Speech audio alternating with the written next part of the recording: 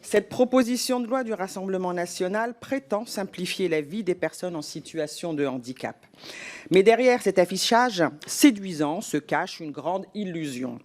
En réalité, ce texte ne crée aucun droit nouveau. Les prestations qu'il évoque, l'allocation aux adultes handicapés, la prestation de compensation du handicap, la carte mobilité inclusion, peuvent déjà être attribuées sans limitation de durée depuis 2018, ça a déjà été dit. Grâce au combat, bien sûr, des associations comme l'APF France Handicap ou l'UNAPI et d'autres qui sont contre, je dis bien contre, cette proposition de loi. Ils nous l'ont écrit. Le droit existe déjà.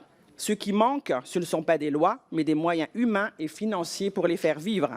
Le vrai problème, ce sont les délais interminables dans les maisons départementales des personnes handicapées, les inégalités entre territoires, les équipes épuisées faute de moyens. Ce que demandent les personnes concernées, ce n'est pas une nouvelle loi, c'est une application juste, égale et rapide des droits existants. Pire encore, ce texte introduit une clause de préférence nationale réservant certains droits à vie aux seuls Français ou aux étrangers ayant travaillé 5 ans à temps plein. Autrement dit, un travailleur belge installé en France depuis 4 ans, devenu handicapé, serait exclu. Quelle aberration! Imaginez une personne atteinte de troubles moteurs, travaillant à mi-temps faute de pouvoir faire plus. Cette loi la priverait d'un droit qu'elle a aujourd'hui, plongeant toute sa famille dans la précarité.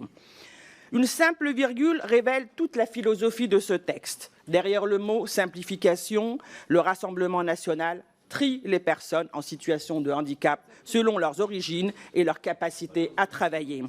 Ce n'est pas une simplification, c'est une sélection. Ce n'est pas une politique du handicap, c'est une hiérarchie des handicaps où certains seraient jugés suffisamment français. Et pour couronner le tout, le texte propose de rendre à vie le projet de scolarisation d'un enfant en situation de handicap ou l'allocation d'un mineur, comme si un enfant ne grandissait pas, comme si ses besoins restaient figés. C'est une absurdité administrative et une négation de la réalité des parcours de vie. En somme, cette proposition est redondante, restrictive et discriminante. Nous voterons contre.